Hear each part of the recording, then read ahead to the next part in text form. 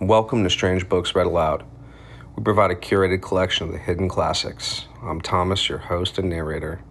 Every reading here is chosen with care and offered in full. If you enjoy this content, feel free to like, subscribe, and share. Make yourself comfortable and let the show begin. There are places, this story insists, where the ordinary world wears thin, and the surest way to be destroyed in one is to be noticed there. Two men in a canoe find such a place. Algernon Blackwood, writing in 1907, sends them down the flooded Danube towards Vienna into a shifting wilderness of sandy islands where nothing grows but willows. Mile upon mile of them, tossing and whispering in a wind that never seems to rest. They mean only to camp a single night, but the island is smaller each time they look at it. The willows seem to lean inward once the light is gone. There are sounds like great songs hanging in the air and funnel-shaped hollows pressed into the sand by nothing the men can name. Slowly, the narrator understands that they have blundered across a border into the edge of a region that belongs to something vast and utterly indifferent to men. No creature ever fully shows itself. That is the terror of it. Listen for the Willows. The Willows by Algernon Blackwood, published in 1907.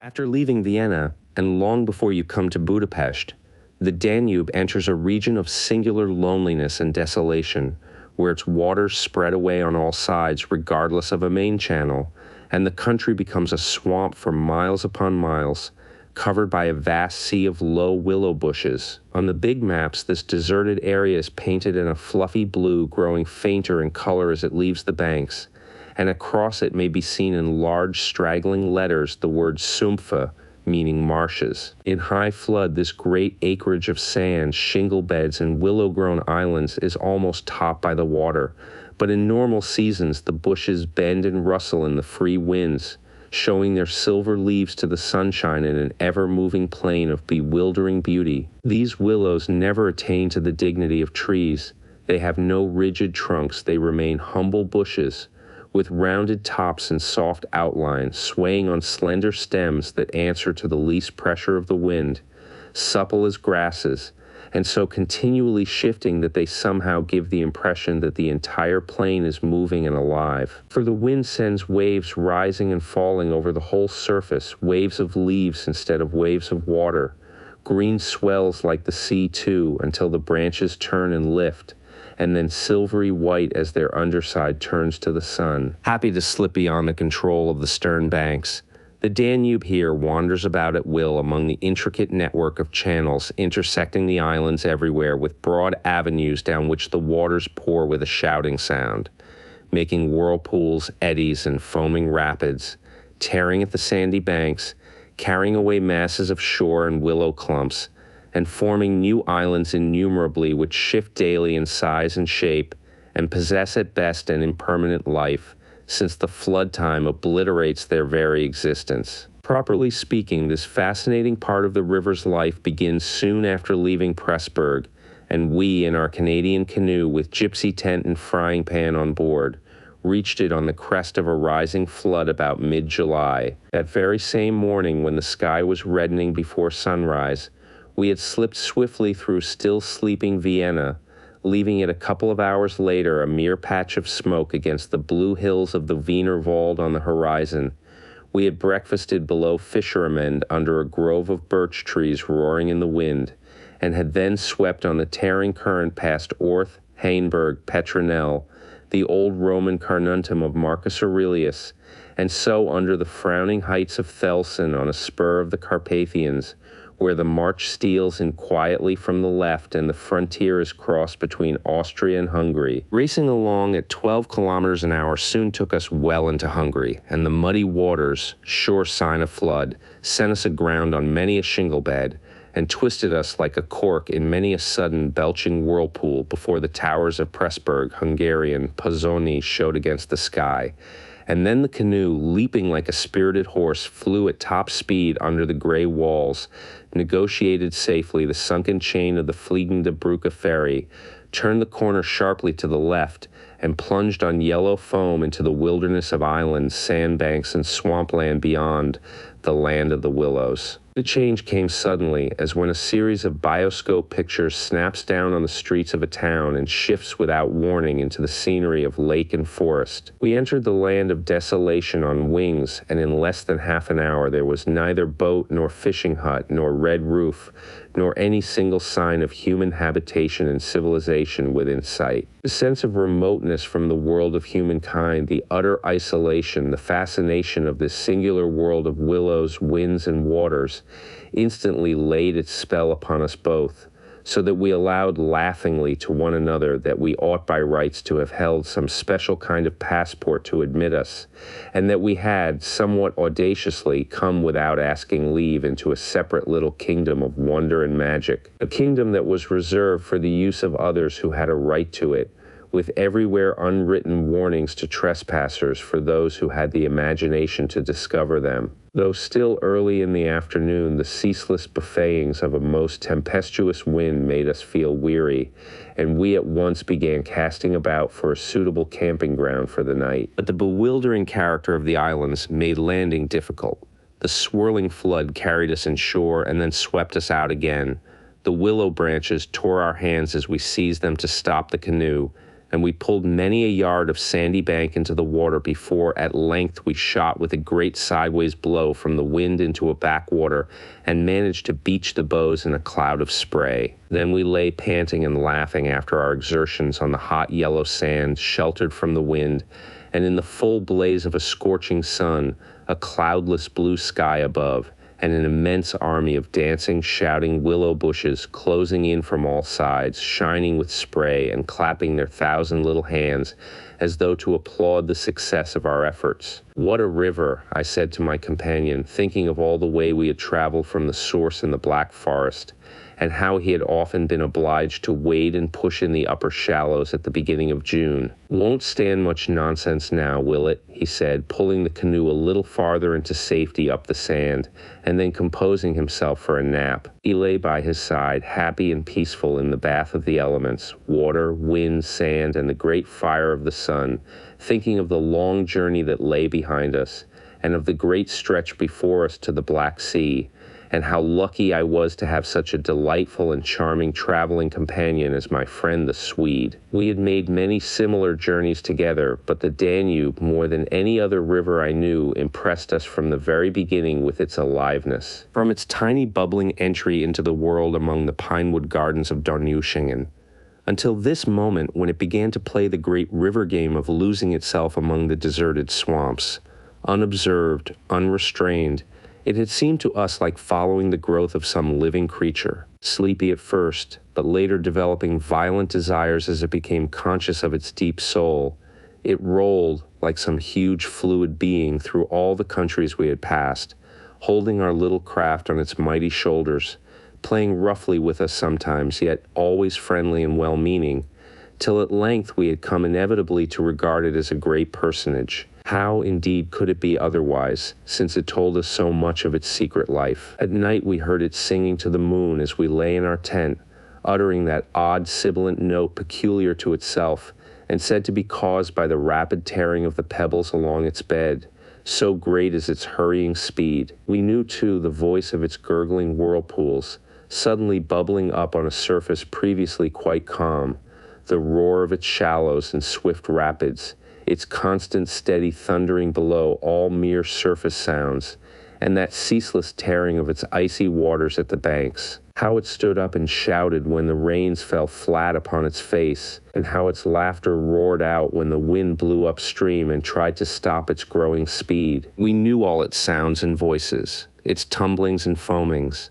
its unnecessary splashing against the bridges, that self-conscious chatter when there were hills to look on, the affected dignity of its speech when it passed through the little towns, far too important to laugh, and all these faint, sweet whisperings when the sun caught it fairly in some slow curve and poured down upon it till the steam rose. It was full of tricks, too, in its early life before the great world knew it. There were places in the upper reaches among the Swabian forests, when yet the first whispers of its destiny had not reached it, where it elected to disappear through holes in the ground, to appear again on the other side of the porous limestone hills and start a new river with another name, leaving too so little water in its own bed that we had to climb out and wade and push the canoe through miles of shallows. And the chief pleasure in those early days of its irresponsible youth was to lie low like Brer Fox, just before the little turbulent tributaries came to join it from the Alps,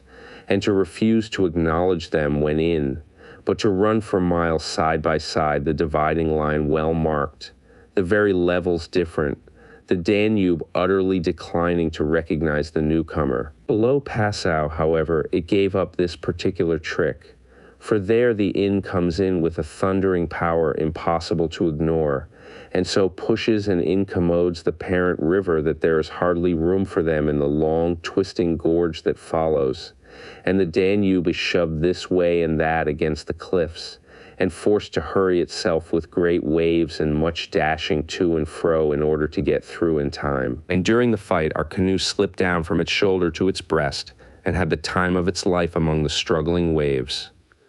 But the Inn taught the old river a lesson, and after Passau, it no longer pretended to ignore new arrivals. This was many days back, of course, and since then we had come to know other aspects of the great creature, and across the Bavarian wheat plain of Straubing she wandered so slowly under the blazing June sun that we could well imagine only the surface inches were water, while below there moved, concealed as by a silken mantle, a whole army of undines passing silently and unseen down to the sea, and very leisurely too, lest they be discovered.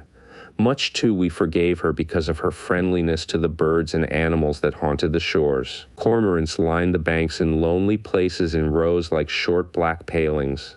Gray crows crowded the shingle beds.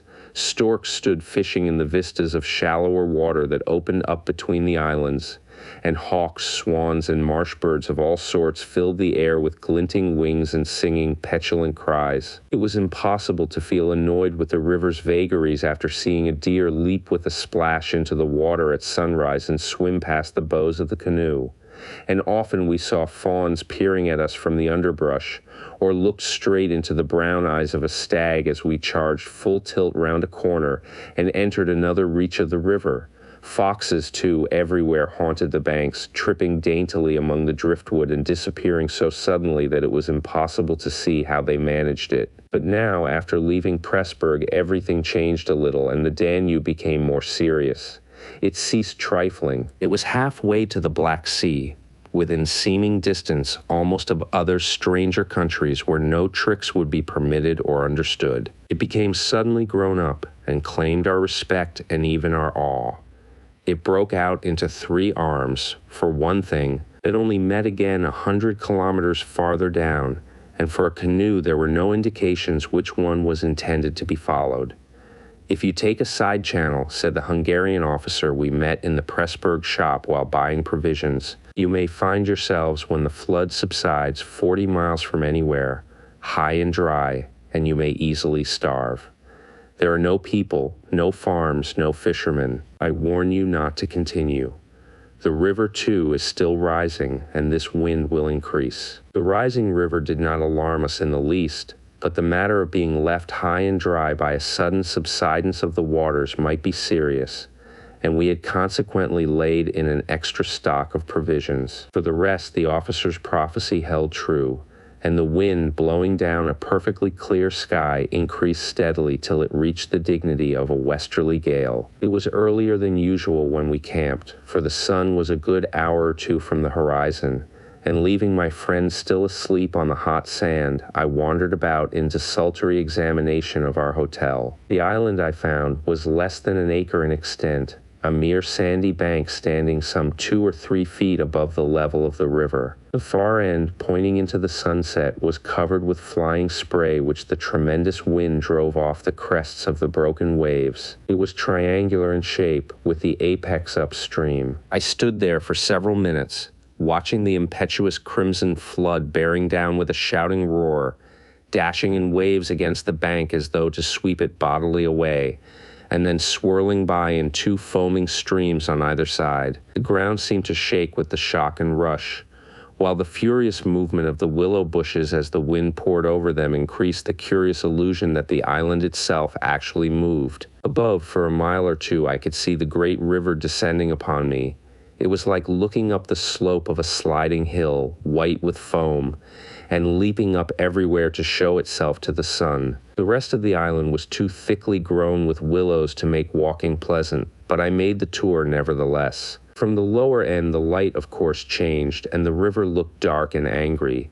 Only the backs of the flying waves were visible, streaked with foam, and pushed forcibly by the great puffs of wind that fell upon them from behind. For a short mile it was visible, pouring in and out among the islands, and then disappearing with a huge sweep into the willows, which closed about it like a herd of monstrous antediluvian creatures crowding down to drink. They made me think of gigantic sponge-like growths that sucked the river up into themselves. They caused it to vanish from sight. They herded there together in such overpowering numbers. Altogether, it was an impressive scene, with its utter loneliness, its bizarre suggestion. And as I gazed long and curiously, a singular emotion began to stir somewhere in the depths of me. Midway in my delight of the wild beauty, there crept, unbidden and unexplained, a curious feeling of disquietude, almost of alarm. A rising river, perhaps, always suggests something of the ominous. Many of the little islands I saw before me would probably have been swept away by the morning. This resistless, thundering flood of water touched the sense of awe. Yet I was aware that my uneasiness lay deeper far than the emotions of awe and wonder. It was not that I felt, nor had it directly to do with the power of the driving wind, this shouting hurricane that might almost carry up a few acres of willows into the air and scatter them like so much chaff over the landscape. The wind was simply enjoying itself, for nothing rose out of the flat landscape to stop it, and I was conscious of sharing its great game with a kind of pleasurable excitement. Yet this novel emotion had nothing to do with the wind. Indeed, so vague was the sense of distress I experienced that it was impossible to trace it to its source and deal with it accordingly, though I was aware somehow that it had to do with my realization of our utter insignificance before this unrestrained power of the elements about me. The huge-grown river had something to do with it too, a vague, unpleasant idea that we had somehow trifled with these great elemental forces in whose power we lay helpless every hour of the day and night. For here, indeed, they were gigantically at play together, and the sight appealed to the imagination. But my emotion, so far as I could understand it, seemed to attach itself more particularly to the willow bushes, to these acres and acres of willows, crowding, so thickly growing there, swarming everywhere the eye could reach, pressing upon the river as though to suffocate it, standing in dense array mile after mile beneath the sky, watching, waiting, listening, and, apart quite from the elements, the willows connected themselves subtly with my malaise, attacking the mind insidiously somehow by reason of their vast numbers, and contriving in some way or other to represent to the imagination a new and mighty power, a power, moreover, not altogether friendly to us. Great revelations of nature, of course, never fail to impress in one way or another, and I was no stranger to moods of the kind. Mountains overawe and oceans terrify, while the mystery of great forests exercises a spell peculiarly its own. But all these, at one point or another, somewhere link on intimately with human life and human experience. They stir comprehensible, even if alarming, emotions. They tend, on the whole, to exalt. With this multitude of willows, however, it was something far different I felt. Some essence emanated from them that besieged the heart. A sense of awe awakened, true, but of awe touched somewhere by a vague terror. Their serried ranks, growing everywhere darker about me as the shadows deepened, moving furiously yet softly in the wind, woke in me the curious and unwelcome suggestion that we had trespassed here upon the borders of an alien world, a world where we were intruders, a world where we were not wanted or invited to remain, where we ran grave risks perhaps. The feeling, however, though it refused to yield its meaning entirely to analysis, did not at the time trouble me by passing into menace. Yet it never left me quite, even during the very practical business of putting up the tent in a hurricane of wind and building a fire for the stew pot. It remained just enough to bother and perplex, and to rob a most delightful camping ground of a good portion of its charm. To my companion, however, I said nothing, for he was a man I considered devoid of imagination. In the first place, I could never have explained to him what I meant, and in the second, he would have laughed stupidly at me if I had. There was a slight depression in the center of the island, and here we pitched the tent. The surrounding willows broke the wind a bit. "A poor camp," observed the imperturbable Swede when at last the tent stood upright. "No stones and precious little firewood. I'm for moving on early tomorrow, eh? This sand won't hold anything." But the experience of a collapsing tent at midnight had taught us many devices, and we made the cozy gypsy house as safe as possible, and then set about collecting a store of wood to last till bedtime. Willow bushes dropped no branches, and driftwood was our only source of supply. We hunted the shores pretty thoroughly. Everywhere the banks were crumbling as the rising flood tore at them and carried away great portions with a splash and a gurgle. "The island's much smaller than when we landed," said the accurate Swede. "It won't last long at this rate. We'd better drag the canoe close to the tent and be ready to start at a moment's notice.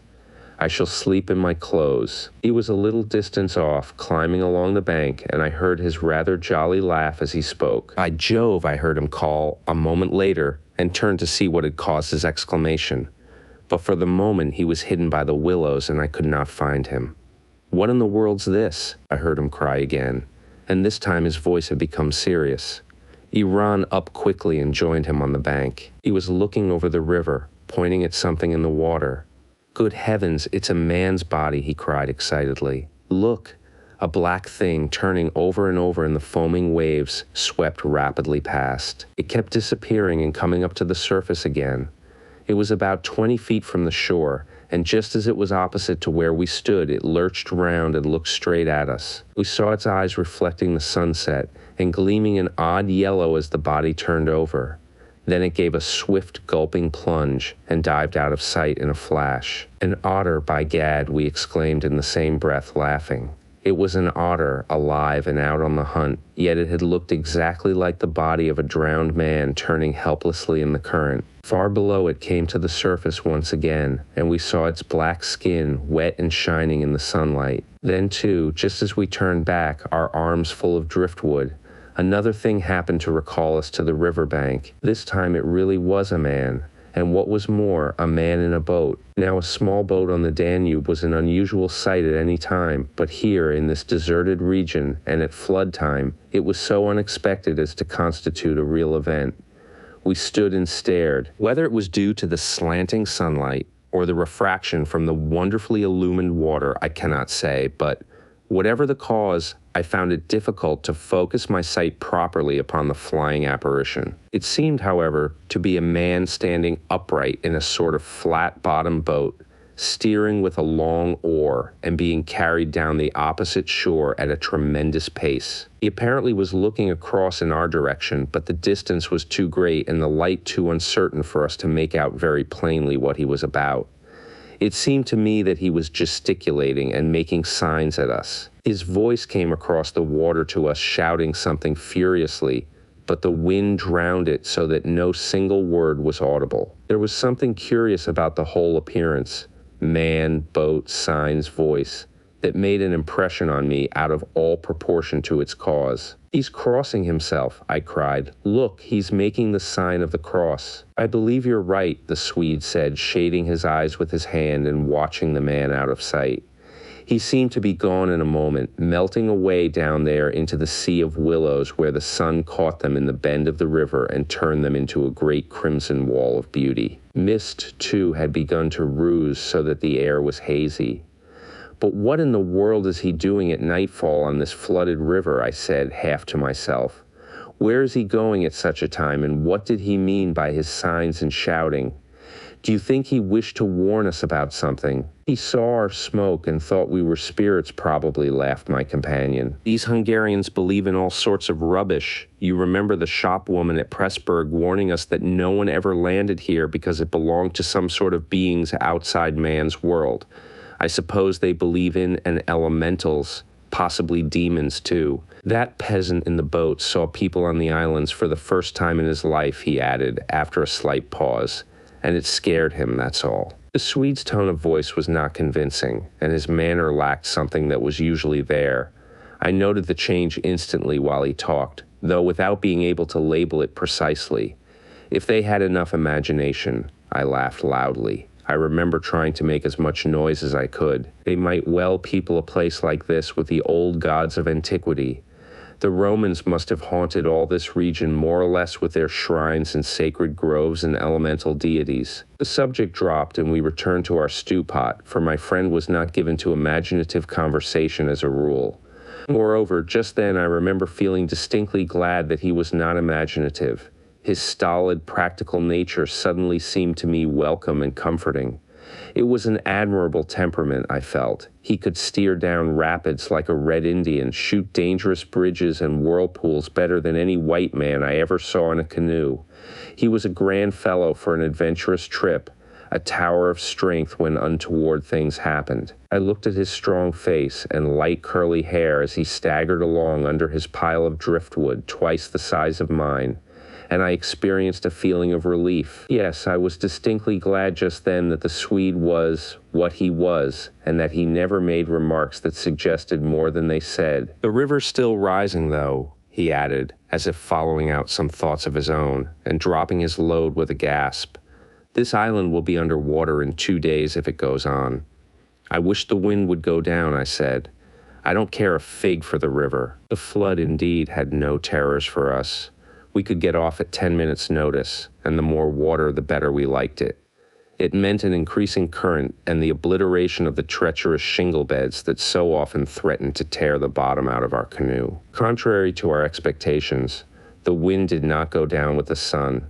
It seemed to increase with the darkness, howling overhead and shaking the willows round us like straws. Curious sounds accompanied it sometimes, like the explosion of heavy guns, and it fell upon the water in the island in great flat blows of immense power.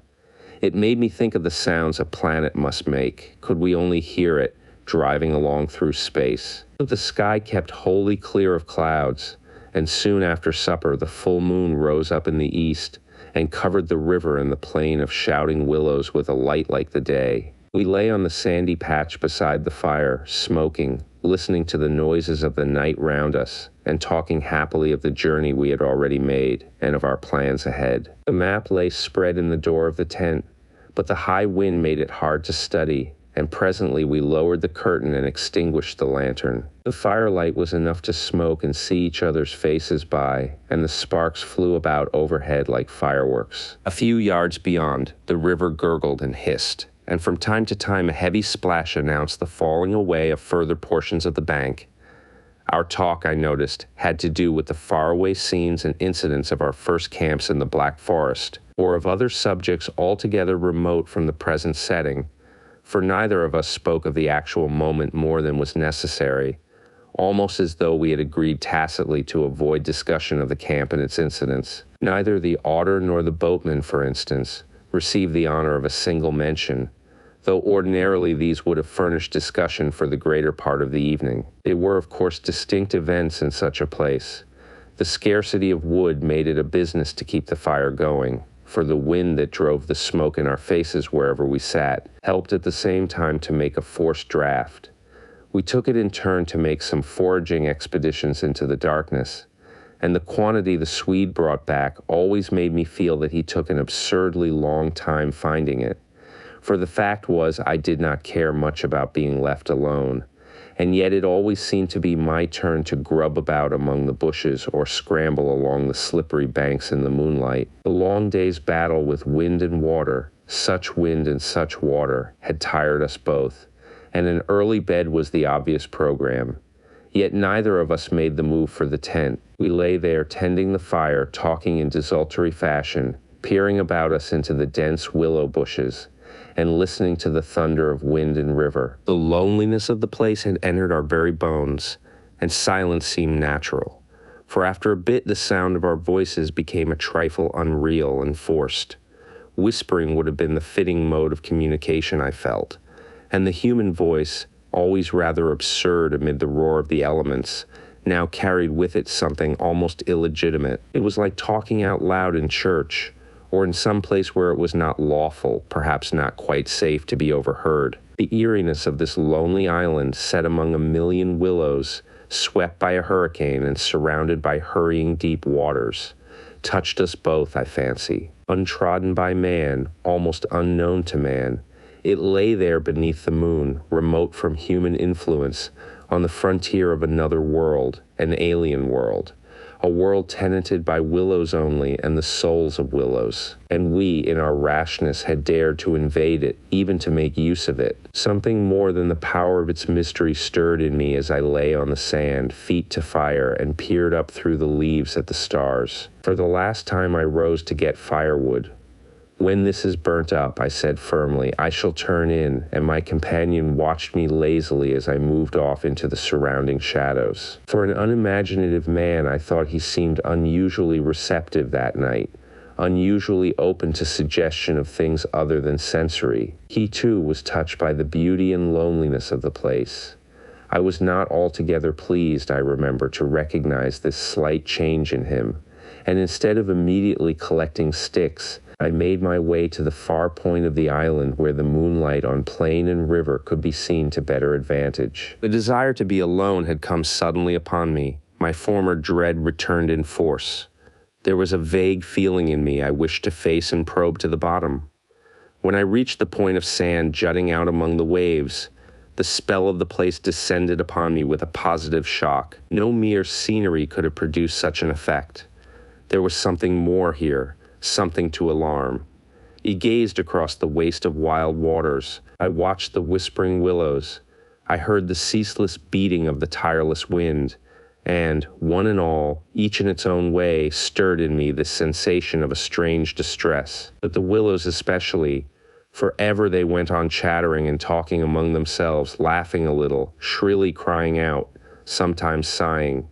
But what it was they made so much to do about belonged to the secret life of the great plain they inhabited, and it was utterly alien to the world I knew or to that of the wild yet kindly elements. They made me think of a host of beings from another plane of life, another evolution altogether perhaps, all discussing a mystery known only to themselves. I watched them moving busily together, oddly shaking their big bushy heads, twirling their myriad leaves even when there was no wind. They moved of their own will as though alive, and they touched, by some incalculable method, my own keen sense of the horrible. There they stood in the moonlight, like a vast army surrounding our camp, shaking their innumerable silver spears defiantly, formed all ready for an attack. The psychology of places, for some imaginations at least, is very vivid.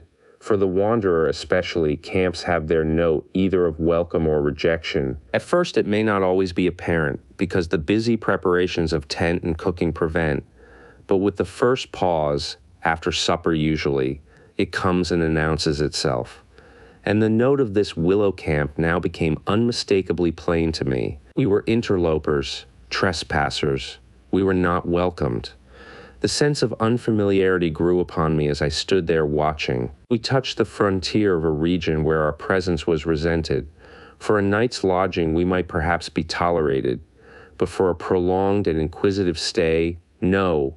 By all the gods of the trees and wilderness, no. We were the first human influences upon this island, and we were not wanted. The willows were against us. Strange thoughts like these, bizarre fancies, born I know not whence, found lodgment in my mind as I stood listening. What, I thought, if, after all, these crouching willows proved to be alive, if suddenly they should rise up like a swarm of living creatures, marshaled by the gods whose territory we had invaded, sweep towards us off the vast swamps, booming overhead in the night, and then settle down. As I looked, it was so easy to imagine they actually moved, crept nearer, retreated a little, huddled together in masses, hostile, waiting for the great wind that should finally start them a-running. I could have sworn their aspect changed a little, and their ranks deepened and pressed more closely together. The melancholy, shrill cry of a night bird sounded overhead, and suddenly I nearly lost my balance as the piece of bank I stood upon fell with a great splash into the river, undermined by the flood. I stepped back just in time and went on hunting for firewood again, half laughing at the odd fancies that crowded so thickly into my mind and cast their spell upon me. I recalled the Swede's remark about moving on next day, and I was just thinking that I fully agreed with him when I turned with a start and saw the subject of my thoughts standing immediately in front of me. He was quite close. The roar of the elements had covered his approach. "You've been gone so long," he shouted above the wind. "I thought something must have happened to you." But there was that in his tone, and a certain look in his face as well, that conveyed to me more than his usual words. And in a flash I understood the real reason for his coming. It was because the spell of the place had entered his soul too, and he did not like being alone. "River still rising," he cried, pointing to the flood in the moonlight, "and the wind simply awful." He always said the same things, but it was the cry for companionship that gave the real importance to his words. "Lucky," I cried back. "Our tent's in the hollow. I think it'll hold all right." I added something about the difficulty of finding wood in order to explain my absence, but the wind caught my words and flung them across the river, so that he did not hear but just looked at me through the branches, nodding his head. "Lucky if we get away without disaster," he shouted, or words to that effect. And I remember feeling half angry with him for putting the thought into words, for it was exactly what I felt myself. There was disaster impending somewhere, and the sense of presentiment lay unpleasantly upon me. We went back to the fire and made a final blaze, poking it up with our feet. We took a last look round, but for the wind the heat would have been unpleasant.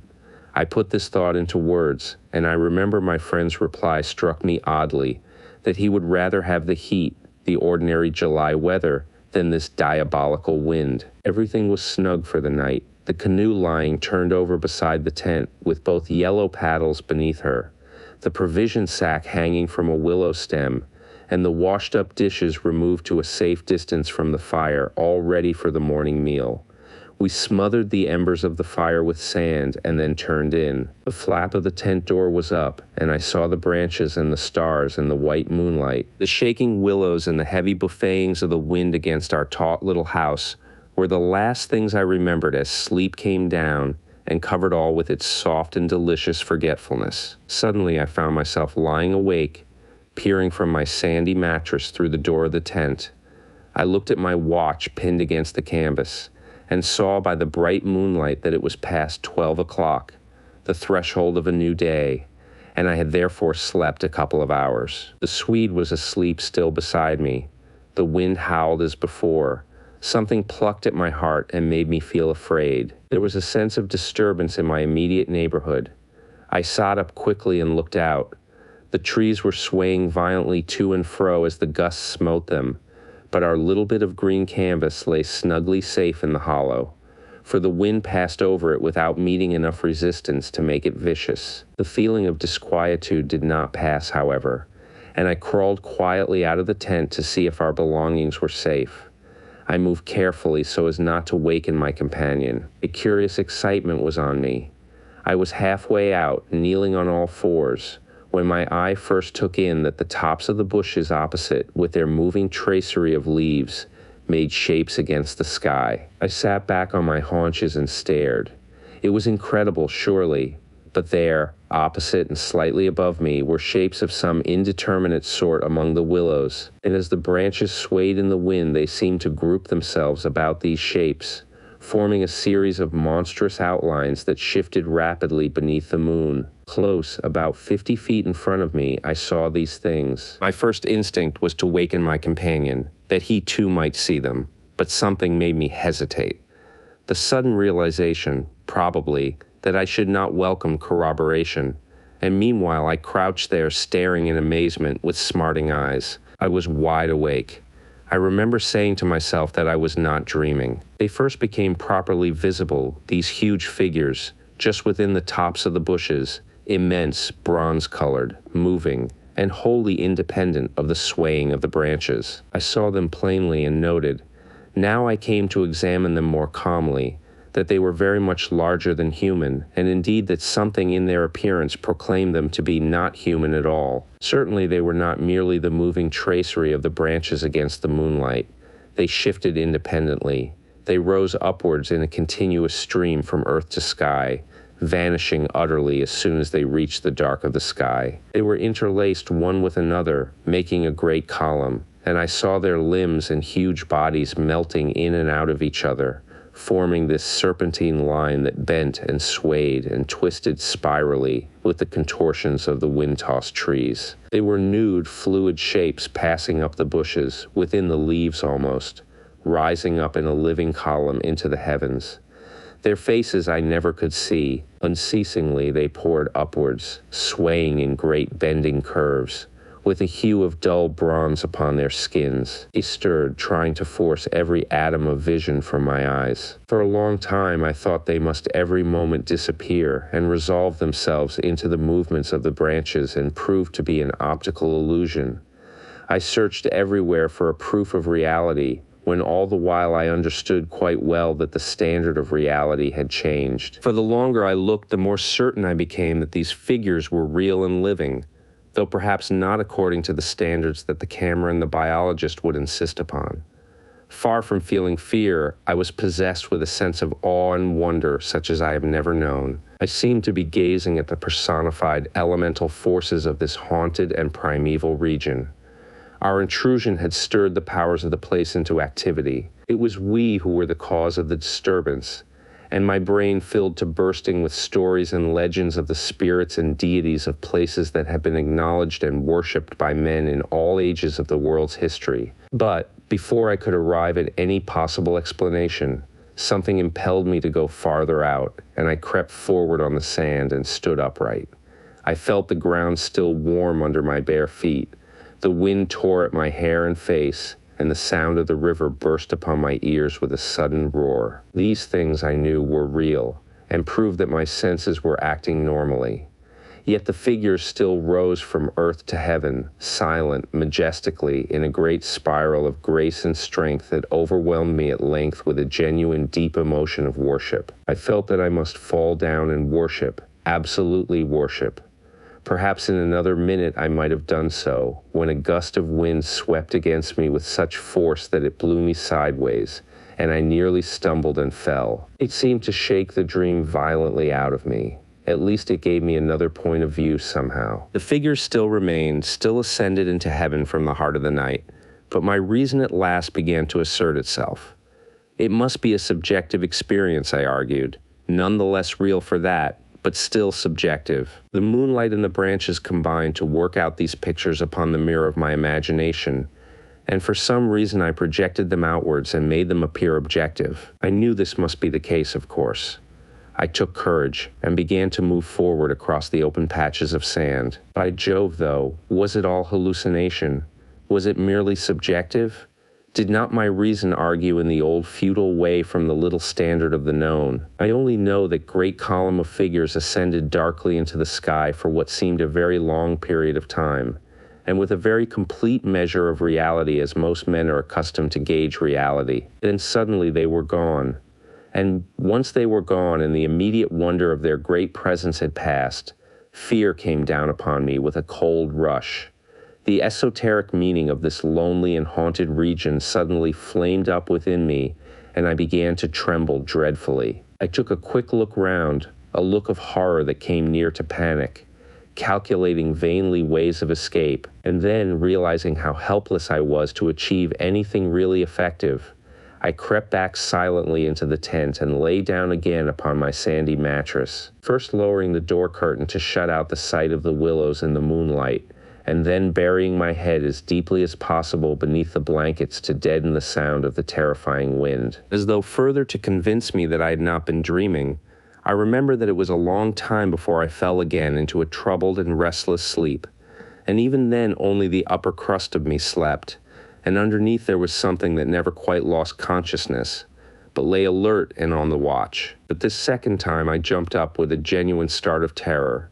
It was neither the wind nor the river that woke me, but the slow approach of something that caused the sleeping portion of me to grow smaller and smaller till at last it vanished altogether, and I found myself sitting bolt upright, listening. Outside there was a sound of multitudinous little patterings. They had been coming, I was aware, for a long time, and in my sleep they had first become audible. I sat there nervously wide awake as though I had not slept at all. It seemed to me that my breathing came with difficulty, and that there was a great weight upon the surface of my body. In spite of the hot night, I felt clammy with cold and shivered. Something surely was pressing steadily against the sides of the tent and weighing down upon it from above. Was it the body of the wind? Was this the pattering rain, the dripping of the leaves, the spray blown from the river by the wind and gathering in big drops? I thought quickly of a dozen things. Then suddenly the explanation leaped into my mind.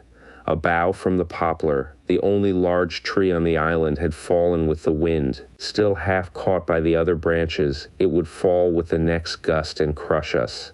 And meanwhile its leaves brushed and tapped upon the tight canvas surface of the tent. I raised a loose flap and rushed out, calling to the Swede to follow. But when I got out and stood upright, I saw that the tent was free. There was no hanging bough, there was no rain or spray, nothing approached. A cold, gray light filtered down through the bushes and lay on the faintly gleaming sand. Stars still crowded the sky directly overhead, and the wind howled magnificently. But the fire no longer gave out any glow, and I saw the east reddening in streaks through the trees. Several hours must have passed since I stood there before watching the ascending figures, and the memory of it now came back to me horribly, like an evil dream. Oh, how tired it made me feel, that ceaseless, raging wind. Yet though the deep lassitude of a sleepless night was on me, my nerves were tingling with the activity of an equally tireless apprehension, and all idea of repose was out of the question. The river I saw had risen further. Its thunder filled the air, and a fine spray made itself felt through my thin sleeping shirt. Yet nowhere did I discover the slightest evidence of anything to cause alarm. This deep, prolonged disturbance in my heart remained wholly unaccounted for. My companion had not stirred when I called him, and there was no need to waken him now. I looked about me carefully, noting everything: the turned-over canoe, the yellow paddles, 2 of them, I'm certain, the provision sack and the extra lantern hanging together from the tree, and crowding everywhere about me, enveloping all, the willows, those endless shaking willows. A bird uttered its morning cry, and a string of duck passed with whirring flight overhead in the twilight. The sand whirled dry and stinging about my bare feet in the wind. I walked round the tent, and then went out a little way into the bush, so that I could see across the river to the farther landscape, and the same profound yet indefinable emotion of distress seized upon me again as I saw the interminable sea of bushes stretching to the horizon, looking ghostly and unreal in the wan light of dawn. I walked softly here and there, still puzzling over that odd sound of infinite pattering, and of that pressure upon the tent that had wakened me. It must have been the wind, I reflected, the wind bearing upon the loose, hot sand, driving the dry particles smartly against the taut canvas, the wind dropping heavily upon our fragile roof. Yet all the time my nervousness and malaise increased appreciably. I crossed over to the farther shore and noted how the coastline had altered in the night, and what masses of sand the river had torn away. I dipped my hands and feet into the cool current and bathed my forehead. Already there was a glow of sunrise in the sky and the exquisite freshness of coming day. On my way back, I passed purposely beneath the very bushes where I had seen the column of figures rising into the air, and midway among the clumps I suddenly found myself overtaken by a sense of vast terror. From the shadows a large figure went swiftly by. Someone passed me, as sure as ever man did. It was a great staggering blow from the wind that helped me forward again. And once out in the more open space, the sense of terror diminished strangely. The winds were about and walking, I remember saying to myself, for the winds often move like great presences under the trees. And altogether the fear that hovered about me was such an unknown and immense kind of fear, so unlike anything I had ever felt before, that it woke a sense of awe and wonder in me that did much to counteract its worst effects. And when I reached a high point in the middle of the island from which I could see the wide stretch of river crimson in the sunrise, the whole magical beauty of it all was so overpowering that a sort of wild yearning woke in me and almost brought a cry up into the throat. But this cry found no expression, for as my eyes wandered from the plain beyond to the island round me and noted our little tent half hidden among the willows, a dreadful discovery leaped out at me, compared to which my terror of the walking winds seemed as nothing at all. For a change, I thought, had somehow come about in the arrangement of the landscape. It was not that my point of vantage gave me a different view, but that an alteration had apparently been effected in the relation of the tent to the willows, and of the willows to the tent. Surely the bushes now crowded much closer, unnecessarily, unpleasantly close. They had moved nearer, creeping with silent feet over the shifting sands, drawing imperceptibly nearer by soft, unhurried movements. The willows had come closer during the night, but had the wind moved them, or had they moved of themselves? I recalled the sound of infinite small patterings and the pressure upon the tent and upon my own heart that caused me to wake in terror. I swayed for a moment in the wind like a tree, finding it hard to keep my upright position on the sandy hillock. There was a suggestion here of personal agency, of deliberate intention, of aggressive hostility, and it terrified me into a sort of rigidity. Then the reaction followed quickly. The idea was so bizarre, so absurd, that I felt inclined to laugh. But the laughter came no more readily than the cry, for the knowledge that my mind was so receptive to such dangerous imaginings brought the additional terror that it was through our minds and not through our physical bodies that the attack would come, and was coming. The wind buffeted me about, and very quickly, it seemed, the sun came up over the horizon, for it was after 4 o'clock, and I must have stood on that little pinnacle of sand longer than I knew, afraid to come down to close quarters with the willows. I returned quietly, creepily to the tent, first taking another exhaustive look round and, yes, I confess it, making a few measurements. I paced out on the warm sand the distances between the willows and the tent, making a note of the shortest distance particularly. I crawled stealthily into my blankets. My companion, to all appearances, still slept soundly, and I was glad that this was so. Provided my experiences were not corroborated, I could find strength somehow to deny them, perhaps. With the daylight, I could persuade myself that it was all a subjective hallucination, a fantasy of the night, a projection of the excited imagination. Nothing further came in to disturb me, and I fell asleep almost at once, utterly exhausted, yet still in dread of hearing again that weird sound of multitudinous pattering, or feeling the pressure upon my heart that had made it difficult to breathe. The sun was high in the heavens when my companion woke me from a heavy sleep and announced that the porridge was cooked and there was just time to bathe. The grateful smell of frizzling bacon entered the tent door. River still rising, he said, and several islands out in midstream have disappeared altogether. Our own island's much smaller. Any wood left? I asked sleepily. The wood in the island will finish tomorrow in a dead heat, he laughed. But there's enough to last us till then. I plunged in from the point of the island, which had indeed altered a lot in size and shape during the night, and was swept down in a moment to the landing place opposite the tent. The water was icy, and the banks flew by like the country from an express train. Bathing under such conditions was an exhilarating operation, and the terror of the night seemed cleansed out of me by a process of evaporation in the brain. The sun was blazing hot, not a cloud showed itself anywhere. The wind, however, had not abated one little jot. Quite suddenly then, the implied meaning of the Swede's words flashed across me, showing that he no longer wished to leave post-haste and had changed his mind. Enough to last till tomorrow. He assumed we should stay on the island another night. It struck me as odd. The night before he was so positive the other way. How had the change come about? Great crumblings of the banks occurred at breakfast, with heavy splashings and clouds of spray which the wind brought into our frying pan.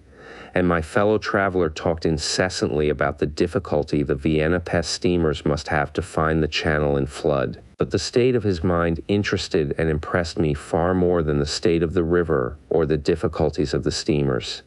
He had changed somehow since the evening before. His manner was different, a trifle excited, a trifle shy, with a sort of suspicion about his voice and gestures. I hardly know how to describe it now in cold blood, but at the time I remember being quite certain of one thing, that he had become frightened. He ate very little breakfast, and for once omitted to smoke his pipe. He had the map spread open beside him, and kept studying its markings. "We'd better get off sharp in an hour," I said presently, feeling for an opening that must bring him indirectly to a partial confession at any rate. And his answer puzzled me uncomfortably. "Rather, if they'll let us." "Who'll let us? The elements?" I asked quickly, with affected indifference. "The powers of this awful place, whoever they are," he replied, keeping his eyes on the map. "The gods are here, if they are anywhere at all in the world. The elements are always the true immortals," I replied, laughing as naturally as I could manage, yet knowing quite well that my face reflected my true feelings when he looked up gravely at me and spoke across the smoke. "We shall be fortunate if we get away without further disaster." This was exactly what I had dreaded, and I screwed myself up to the point of the direct question. It was like agreeing to allow the dentist to extract the tooth. It had to come anyhow in the long run, and the rest was all pretense. "Further disaster? Why, what's happened?" "For one thing, the steering paddle's gone," he said quietly. "The steering paddle gone," I repeated, greatly excited, for this was our rudder, and the Danube in flood without a rudder was suicide. "But what—" "And there's a tear in the bottom of the canoe," he added, with a genuine little tremor in his voice. I continued staring at him, able only to repeat the words in his face somewhat foolishly. There, in the heat of the sun, and on this burning sand, I was aware of a freezing atmosphere descending round us. I got up to follow him, for he merely nodded his head gravely and led the way towards the tent a few yards on the other side of the fireplace. The canoe still lay there as I had last seen her in the night, ribs uppermost, the paddles, or rather the paddle, on the sand beside her. "There's only one," he said, stooping to pick it up, "and here's the rent in the baseboard." It was on the tip of my tongue to tell him that I had clearly noticed 2 paddles a few hours before, but a second impulse made me think better of it, and I said nothing. I approached to see. There was a long, finely made tear in the bottom of the canoe where a little slither of wood had been neatly taken clean out. It looked as if the tooth of a sharp rock or snag had eaten down her length. An investigation showed that the hole went through. Had we launched out in her without observing it, we must inevitably have foundered. At first the water would have made the wood swell so as to close the hole, but once out in midstream the water must have poured in, and the canoe, never more than 2 inches above the surface, would have filled and sunk very rapidly. "There, you see an attempt to prepare a victim for the sacrifice," I heard him saying, more to himself than to me. "2 victims, rather," he added as he bent over and ran his fingers along the slit. I began to whistle, a thing I always do unconsciously when utterly nonplussed, and purposely paid no attention to his words. I was determined to consider them foolish. "It wasn't there last night," he said presently, straightening up from his examination and looking anywhere but at me. "We must have scratched her in landing, of course," I stopped whistling to say. "The stones are very sharp." I stopped abruptly, for at that moment he turned round and met my eye squarely. I knew just as well as he did how impossible my explanation was. There were no stones to begin with.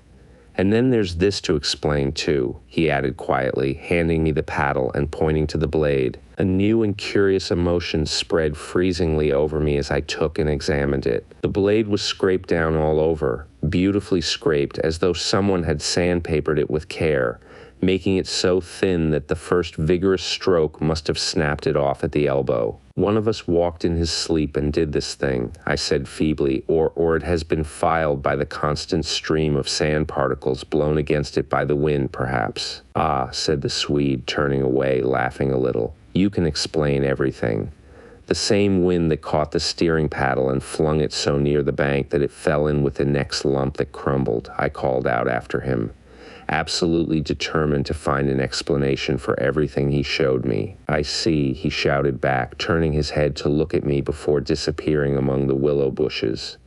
Once alone with these perplexing evidences of personal agency, I think my first thoughts took the form of, one of us must have done this thing, and it certainly was not I. But my second thought decided how impossible it was to suppose, under all the circumstances, that either of us had done it. That my companion, the trusted friend of a dozen similar expeditions, could have knowingly had a hand in it was a suggestion not to be entertained for a moment. Equally absurd seemed the explanation that this imperturbable and densely practical nature had suddenly become insane and was busied with insane purposes. Yet the fact remained that what disturbed me most, and kept my fear actively alive even in this blaze of sunshine and wild beauty, was the clear certainty that some curious alteration had come about in his mind, that he was nervous, timid, suspicious, aware of goings-on he did not speak about, watching a series of secret and hitherto unmentionable events,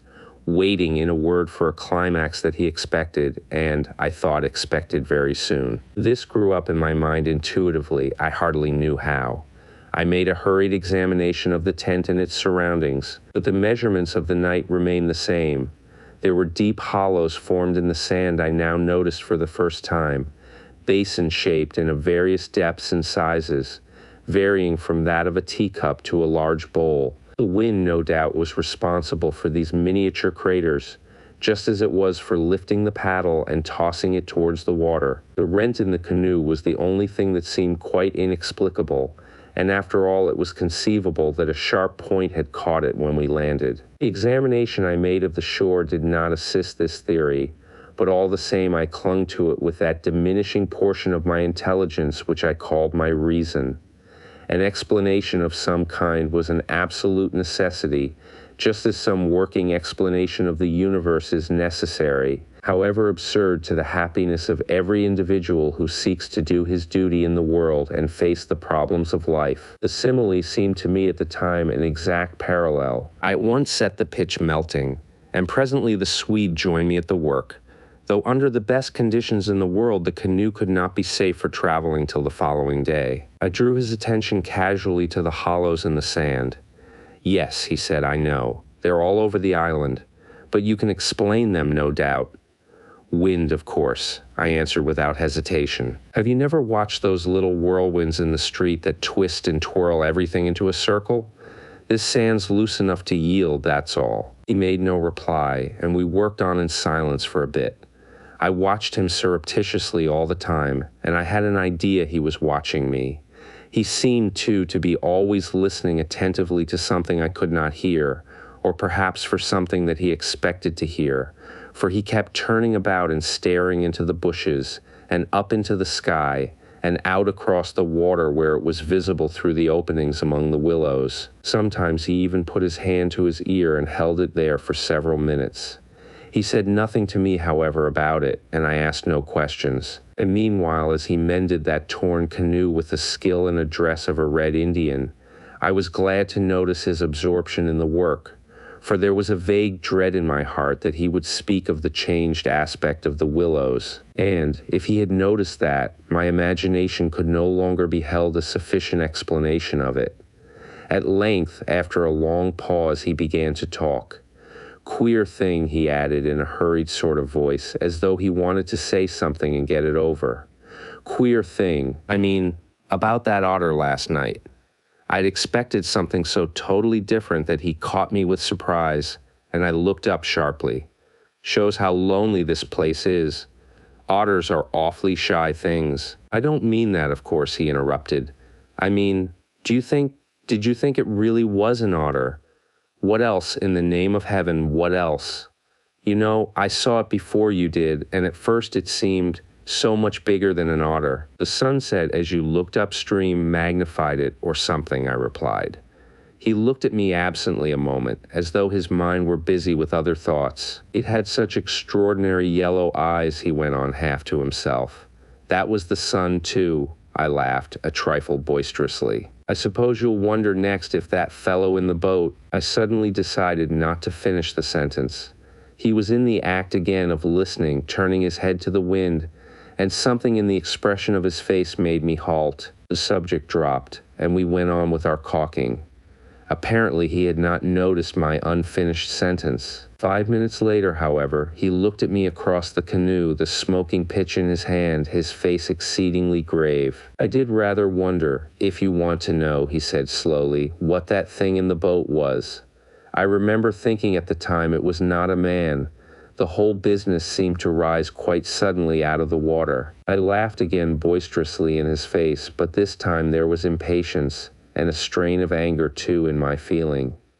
"Look here now," I cried, "this place is quite queer enough without going out of our way to imagine things." That boat was an ordinary boat, and the man in it was an ordinary man, and they were both going downstream as fast as they could lick, and that otter was an otter. So don't let's play the fool about it.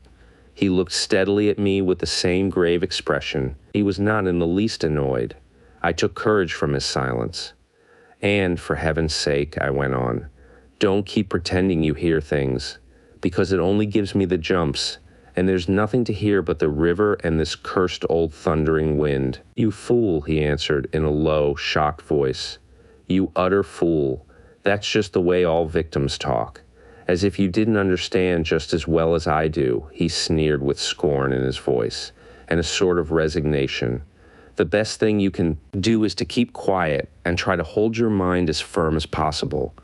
This feeble attempt at self-deception only makes the truth harder when you're forced to meet it." My little effort was over, and I found nothing more to say, for I knew quite well his words were true, and that I was the fool, not he. Up to a certain stage in the adventure he kept ahead of me easily, and I think I felt annoyed to be out of it, to be thus proved less psychic, less sensitive than himself to these extraordinary happenings, and half ignorant all the time of what was going on under my very nose. He knew from the very beginning, apparently. But at the moment I wholly missed the point of his words about the necessity of there being a victim, and that we ourselves were destined to satisfy the want. I dropped all pretense thenceforward, but thenceforward likewise my fear increased steadily to the climax. "But you're quite right about one thing," he added before the subject passed, "and that is that we're wiser not to talk about it, or even to think about it, because what one thinks finds expression in words, and what one says happens." That afternoon, while the canoe dried and hardened, we spent trying to fish, testing the leak, collecting wood, and watching the enormous flood of rising water.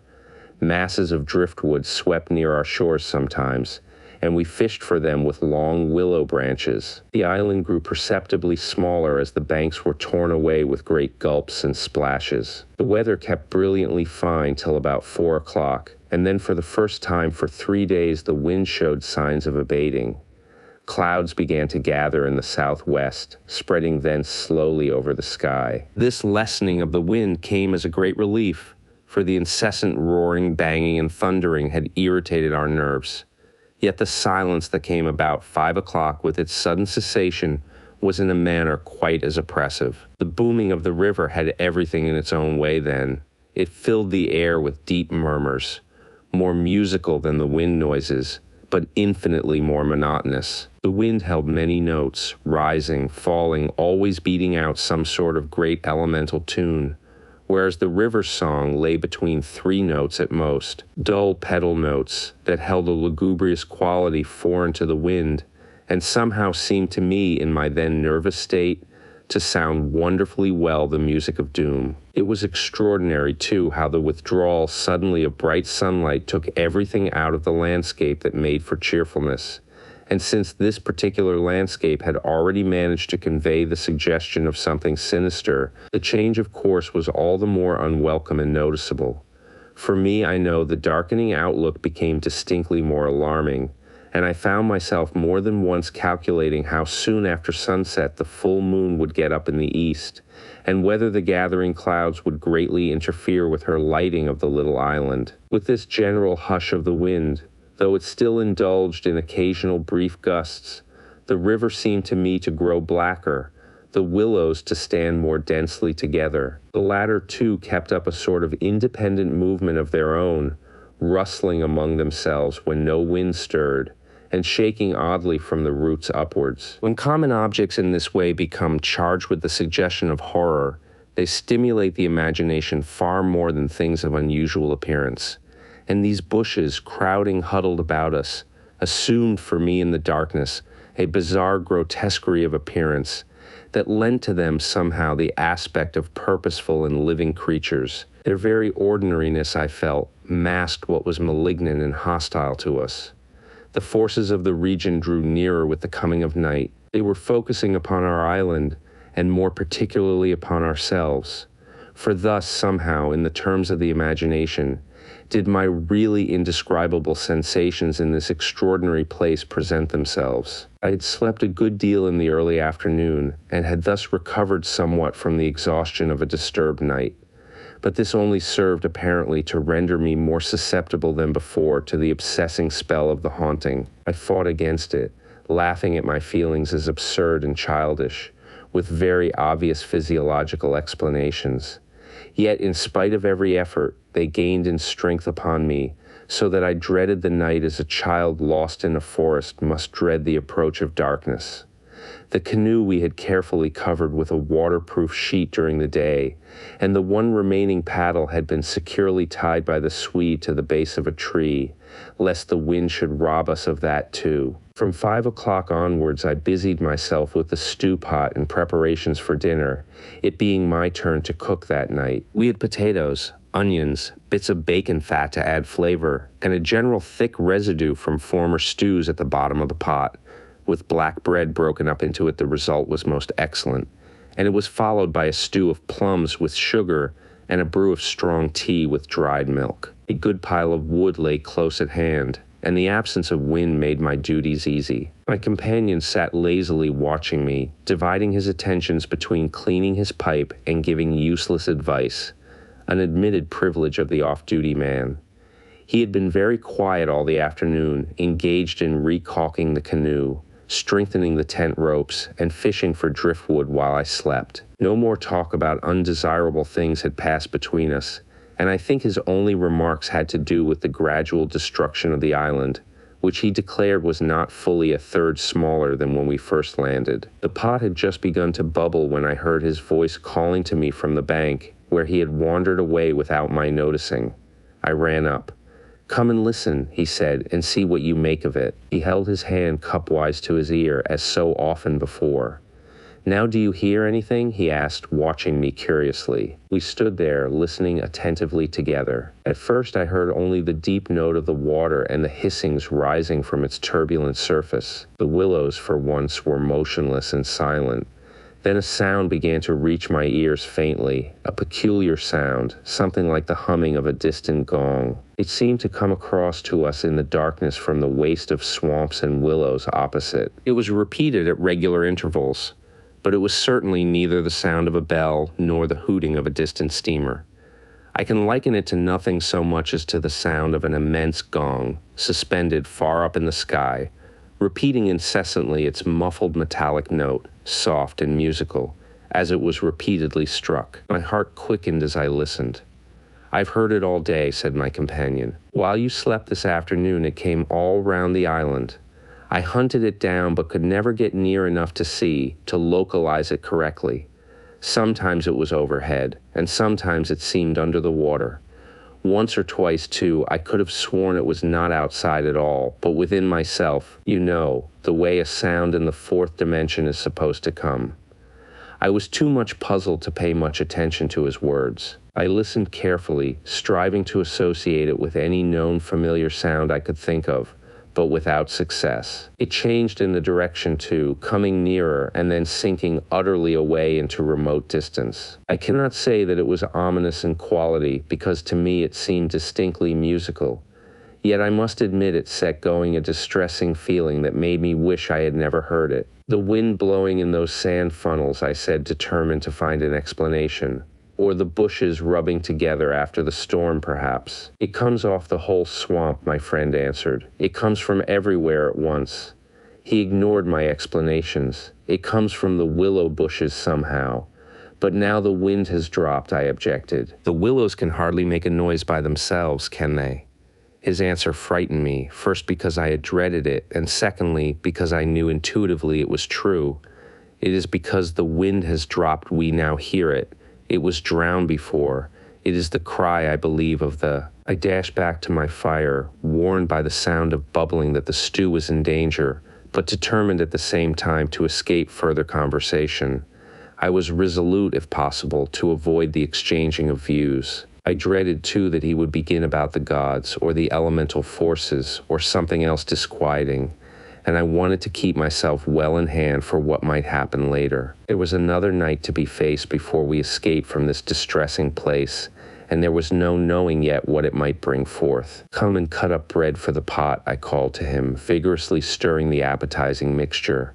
That stew pot held sanity for us both, and the thought made me laugh. He came over slowly and took the provision sack from the tree, fumbling in its mysterious depths, and then emptying the entire contents upon the ground sheet at his feet. "Hurry up," I cried, "it's boiling."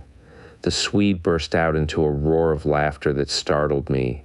It was forced laughter, not artificial exactly, but mirthless. "There's nothing here," he shouted, holding his sides. "Bread, I mean.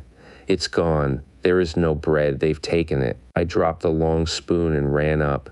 Everything the sack had contained lay upon the ground sheet, but there was no loaf. The whole dead weight of my growing fear fell upon me and shook me. Then I burst out laughing too. It was the only thing to do, and the sound of my laughter also made me understand his. The stain of psychical pressure caused it, this explosion of unnatural laughter in both of us. It was an effort of repressed forces to seek relief. It was a temporary safety valve, and with both of us, it ceased quite suddenly. "How criminally stupid of me," I cried, still determined to be consistent and find an explanation. "I clean forgot to buy a loaf at Pressburg. That chattering woman put everything out of my head, and I must have left it lying on the counter, or... The oatmeal, too, is much less than it was this morning," the Swede interrupted. Why in the world need he draw attention to it? I thought angrily. "There's enough for tomorrow," I said, stirring vigorously, "and we can get lots more at Comorn or Gran. In 24 hours we shall be miles from here." "I hope so, to God," he muttered, putting the things back into the sack. "Unless we're claimed first as victims for the sacrifice," he added with a foolish laugh. He dragged the sack into the tent, for safety's sake, I suppose, and I heard him mumbling to himself, but so indistinctly that it seemed quite natural for me to ignore his words. Our meal was beyond question a gloomy one, and we ate it almost in silence, avoiding one another's eyes, and keeping the fire bright. Then we washed up and prepared for the night, and once smoking, our minds unoccupied with any definite duties, the apprehension I had felt all day long became more and more acute. It was not then active fear, I think, but the very vagueness of its origin distressed me far more than if I had been able to tick it and face it squarely. The curious sound I have likened to the note of a gong became now almost incessant, and filled the stillness of the night with a faint, continuous ringing rather than a series of distinct notes. At one time it was behind, and at another time in front of us. Sometimes I fancied it came from the bushes on our left, and then again from the clumps on our right. More often it hovered directly overhead like the whirring of wings. It was really everywhere at once, behind, in front, at our sides, and over our heads, completely surrounding us. The sound really defies description, but nothing within my knowledge is like that ceaseless, muffled humming rising off the deserted world of swamps and willows. We sat smoking in comparative silence, the strain growing every minute greater. The worst feature of the situation seemed to me that we did not know what to expect, and could therefore make no sort of preparation by way of defense. We could anticipate nothing. My explanations made in the sunshine, moreover, now came to haunt me with their foolish and wholly unsatisfactory nature, and it was more and more clear to us that some kind of plain talk with my companion was inevitable, whether I liked it or not. After all, we had to spend the night together, and to sleep in the same tent side by side. I saw that I could not get along much longer without the support of his mind, and for that, of course, plain talk was imperative. As long as possible, however, I postponed this little climax, and tried to ignore or laugh at the occasional sentences he flung into the emptiness. Some of these sentences, moreover, were confoundedly disquieting to me, coming as they did to corroborate much that I felt myself.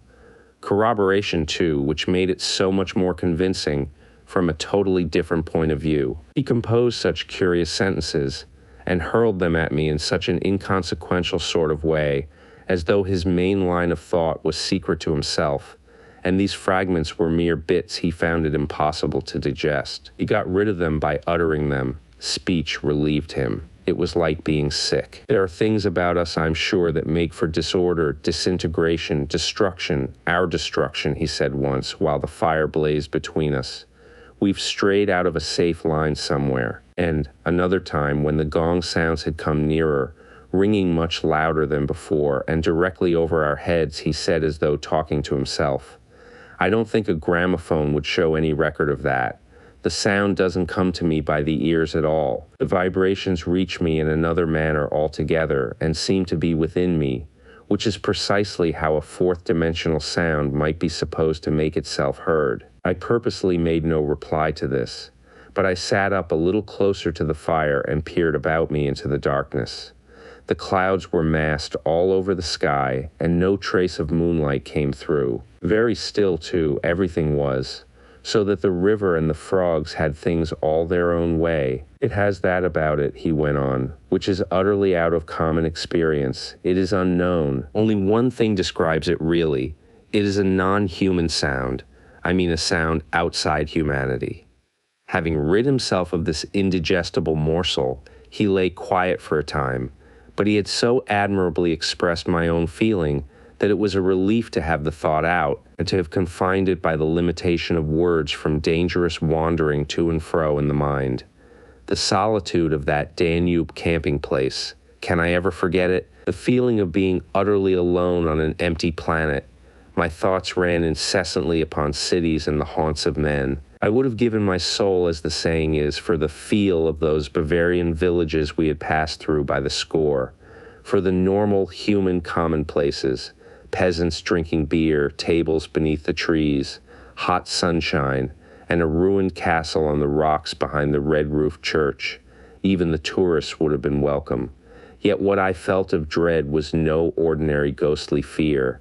It was infinitely greater, stranger, and seemed to arise from some dim ancestral sense of terror more profoundly disturbing than anything I had known or dreamed of. We had strayed, as the Swede put it, into some region or some set of conditions where the risks were great yet unintelligible to us, where the frontiers of some unknown world lay close about us. It was a spot held by the dwellers in some outer space, a sort of peephole whence they could spy upon the earth, themselves unseen, a point where the veil between had worn a little thin. As the final result of too long a sojourn here, we should be carried over the border and deprived of what we called our lives, yet by mental, not physical processes. In that sense, as he said, we should be the victims of our adventure, a sacrifice. It took us in different fashion, each according to the measure of his sensitiveness and powers of resistance. I translated it vaguely into a personification of the mightily disturbed elements, investing them with the horror of a deliberate and malefic purpose, resentful of our audacious intrusion into their breeding place, whereas my friend threw it into the unoriginal form at first of a trespass on some ancient shrine, some place where the old gods still held sway, where the emotional forces of former worshippers still clung, and the ancestral portion of him yielded to the old pagan spell. At any rate, here was a place unpolluted by men, kept clean by the winds from coarsening human influences, a place where spiritual agencies were within reach and aggressive. Never, before or since, have I been so attacked by indescribable suggestions of a beyond region, of another scheme of life, another revolution not parallel to the human. And in the end, our minds would succumb under the weight of the awful spell, and we should be drawn across the frontier into their world. Small things testified to the amazing influence of the place, and now in the silence round the fire they allowed themselves to be noted by the mind. The very atmosphere had proved itself a magnifying medium to distort every indication. The otter rolling in the current, the hurrying boatman making signs, the shifting willows, one and all had been robbed of its natural character, and revealed in something of its other aspect, as it existed across the border to that other region. And this changed aspect I felt was now not merely to me, but to the race. The whole experience whose verge we touched was unknown to humanity at all. It was a new order of experience, and in the true sense of the word, unearthly. It's the deliberate calculating purpose that reduces one's courage to zero, the Swede said suddenly, as if he had been actually following my thoughts. Otherwise, imagination might count for much. But the paddle, the canoe, the lessening food. Haven't I explained all that once? I interrupted viciously. You have, he answered dryly. You have indeed. He made other remarks too, as usual, about what he called the plain determination to provide a victim. But having now arranged my thoughts better, I recognized that this was simply the cry of his frightened soul against the knowledge that he was being attacked in a vital part, and that he would be somehow taken or destroyed. The situation called for a courage and calmness of reasoning that neither of us could compass, and I have never before been so clearly conscious of two persons in me, the one that explained everything, and the other that laughed at such foolish explanations, yet was horribly afraid. Meanwhile, in the pitchy night, the fire died down and the wood pile grew small. Neither of us moved to replenish the stock, and the darkness consequently came up very close to our faces. A few feet beyond the circle of firelight, it was inky black. Occasionally, a stray puff of wind set the willows shivering about us. But apart from this not very welcome sound, a deep and depressing silence reigned, broken only by the gurgling of the river and the humming in the air overhead. We both missed, I think, the shouting company of the winds. At length, at a moment when a stray puff prolonged itself as though the wind were about to rise again, I reached the point for me of saturation, the point where it was absolutely necessary to find relief in plain speech, or else to betray myself by some hysterical extravagance that must have been far worse in its effect upon both of us. I kicked the fire into a blaze and turned to my companion abruptly. He looked up with a start. I can't disguise it any longer, I said. I don't like this place and the darkness and the noises and the awful feelings I get. There's something here that beats me utterly. I'm in a blue funk, and that's the plain truth. If the other shore was different, I swear I'd be inclined to swim for it. The Swede's face turned very white beneath the deep tan of sun and wind. He stared straight at me and answered quietly, but his voice betrayed his huge excitement by its unnatural calmness. For the moment, at any rate, he was the strong man of the two. He was more phlegmatic, for one thing. It's not a physical condition we can escape from by running away, he replied, in the tone of a doctor diagnosing some grave disease. We must sit tight and wait. There are forces close here that could kill a herd of elephants in a second as easily as you or I could squash a fly. Our only chance is to keep perfectly still. Our insignificance perhaps may save us. I put a dozen questions into my expression of face, but found no words. It was precisely like listening to an accurate description of a disease whose symptoms had puzzled me. I mean that so far, although aware of our disturbing presence, they have not found us, not located us, as the Americans say, he went on. They're blundering about like men hunting for a leak of gas. The paddle and canoe and provisions prove that. I think they feel us, but cannot actually see us. We must keep our minds quiet. It's our minds they feel. We must control our thoughts, or it's all up with us. Death, you mean? I stammered, icy with the horror of his suggestion. Worse, by far, he said. Death, according to one's belief, means either annihilation or release from the limitations of the senses, but it involves no change of character. You don't suddenly alter just because the body's gone. But this means a radical alteration, a complete change, a horrible loss of oneself by substitution. Far worse than death, and not even annihilation. We happen to have camped in a spot where their region touches ours, where the veil between has worn thin. Horrors, he was using my very own phrase, my actual words, so that they are aware of our being in their neighborhood. But who are aware, I asked.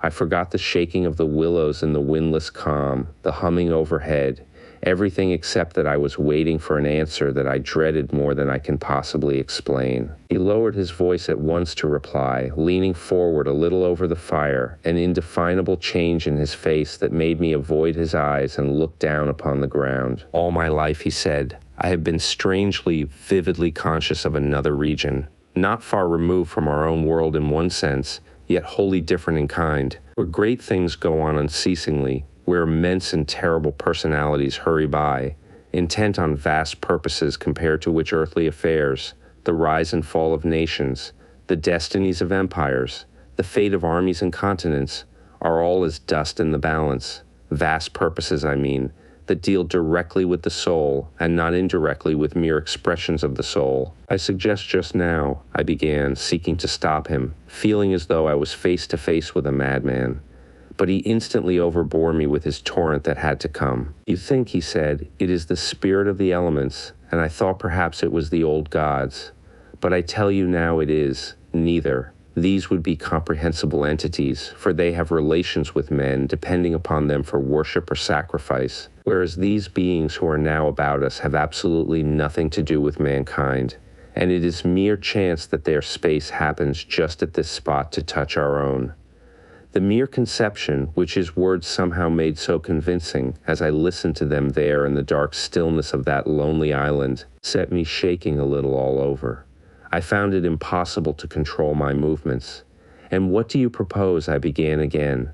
A sacrifice, a victim might save us by distracting them until we could get away, he went on, just as the wolves stopped to devour the dogs and give the sleigh another start.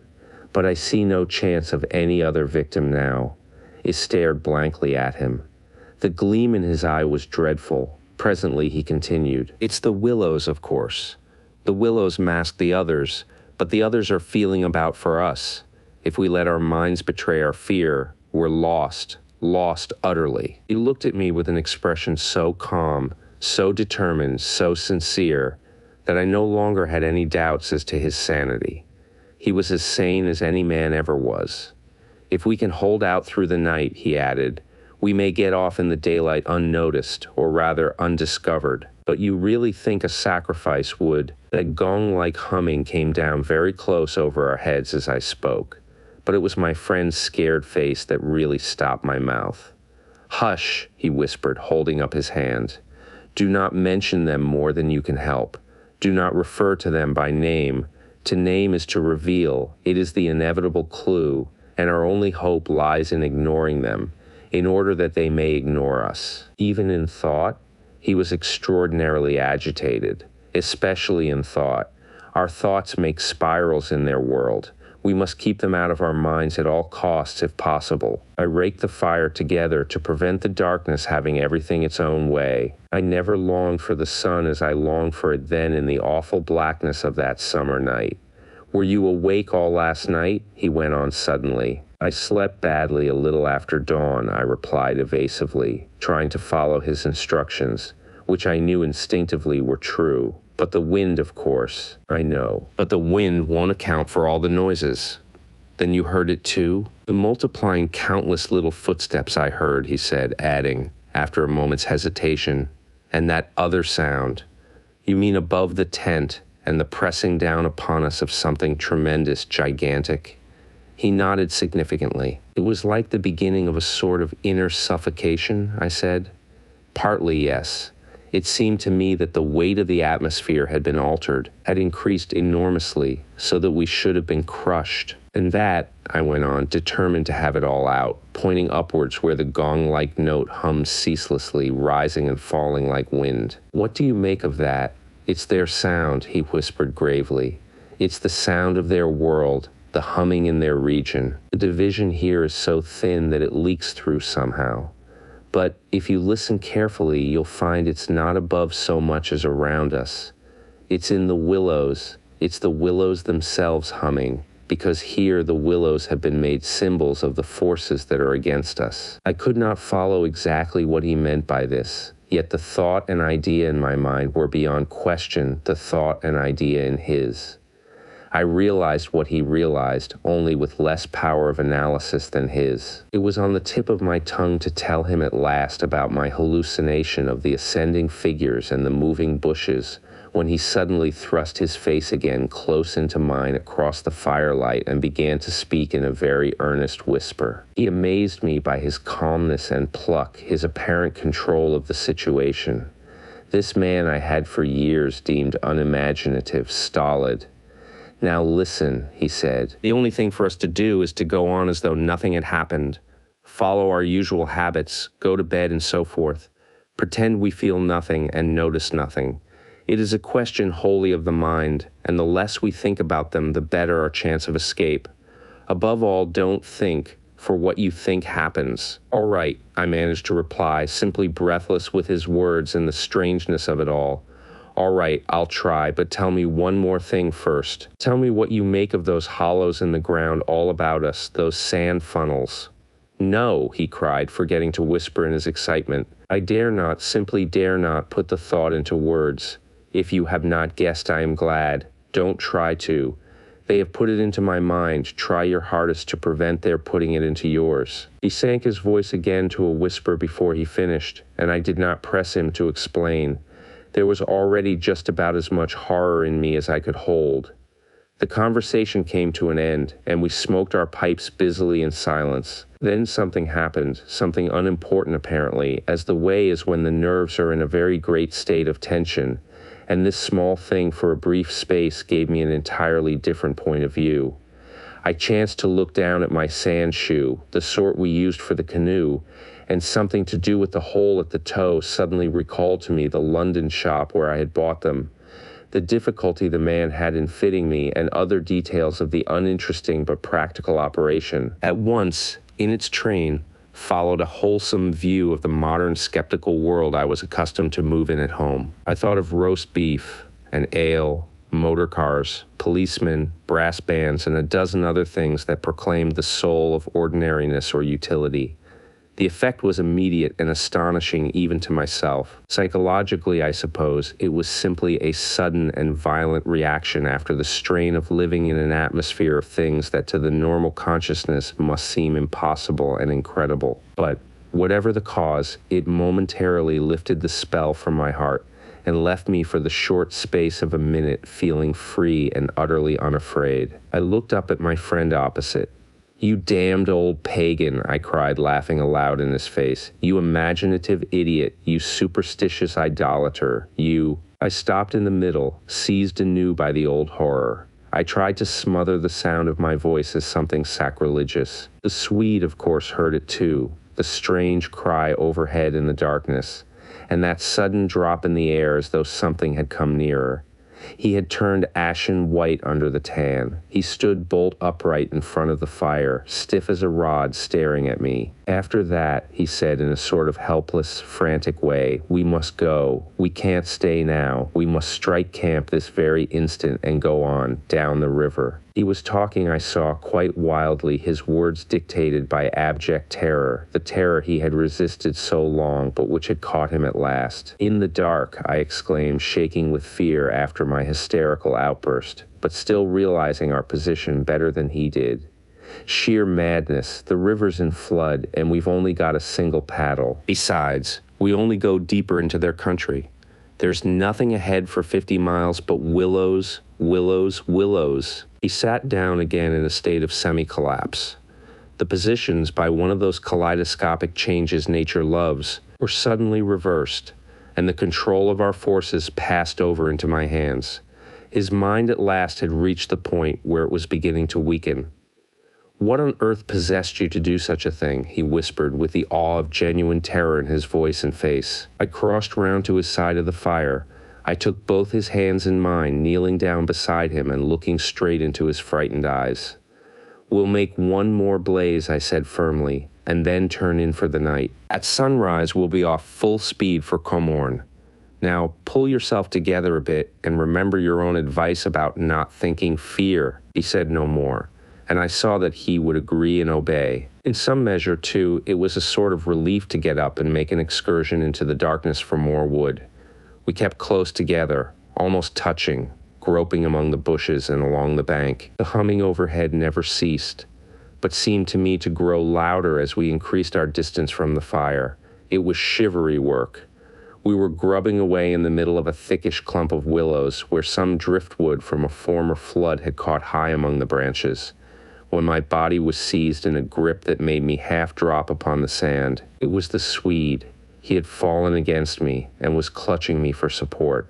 I heard his breath coming and going in short gasps. "Look, by my soul," he whispered, and for the first time in my experience, I knew what it was to hear tears of terror in a human voice. He was pointing to the fire, some 50 feet away. I followed the direction of his finger, and I swear my heart missed a beat. There, in front of the dim glow, something was moving. I saw it through a veil that hung before my eyes like the gauze drop curtain used at the back of a theater, hazily a little. It was neither a human figure nor an animal. To me, it gave the strange impression of being as large as several animals grouped together, like horses, 2 or 3, moving slowly. The Swede, too, got a similar result, though expressing it differently, for he thought it was shaped and sized like a clump of willow bushes, rounded at the top, and moving all over upon its surface, coiling upon itself like smoke, he said afterwards. I watched it settle downwards through the bushes. He sobbed at me. "Look, by God, it's coming this way. Oh, oh." He gave a kind of whistling cry. "They found us." I gave one terrified glance, which just enabled me to see that the shadowy form was swinging towards us through the bushes, and then I collapsed backwards with a crash into the branches. These failed, of course, to support my weight, so that with the Swede on top of me, we fell in a struggling heap upon the sand. I really hardly knew what was happening. I was conscious only of a sort of enveloping sensation of icy fear that plucked the nerves out of their fleshly covering, twisted them this way and that, and replaced them quivering. My eyes were tightly shut, something in my throat choked me, a feeling that my consciousness was expanding, extending out into space, swiftly gave way to another feeling that I was losing it altogether and about to die. An acute spasm of pain passed through me, and I was aware that the Swede had hold of me in such a way that he hurt me abominably. It was the way he caught at me in falling, but it was the pain, he declared afterwards, that saved me. It caused me to forget them and think of something else at the very instant when they were about to find me. It concealed my mind from them at the moment of discovery, yet just in time to evade their terrible seizing of me. He himself, he says, actually swooned at the same moment, and that was what saved him. I only know that at a later date, how long or short is impossible to say, I found myself scrambling up out of the slippery network of willow branches and saw my companion standing in front of me, holding out a hand to assist me. I stared at him in a dazed way, rubbing the arm he had twisted for me. Nothing came to me to say, somehow. I lost consciousness for a moment or two, I heard him say. That's what saved me. It made me stop thinking about them. You nearly broke my arm in two, I said, uttering my only connected thought at the moment. A numbness came over me. That's what saved you, he replied. Between us, we'd managed to set them off on a false tack somewhere. The humming has ceased. It's gone, for the moment at any rate. A wave of hysterical laughter seized me again, and this time spread to my friend too. Great healing gusts of shaking laughter that brought a tremendous sense of relief in their train. We made our way back to the fire and put the wood on so that it blazed at once. Then we saw that the tent had fallen over and lay in a tangled heap upon the ground.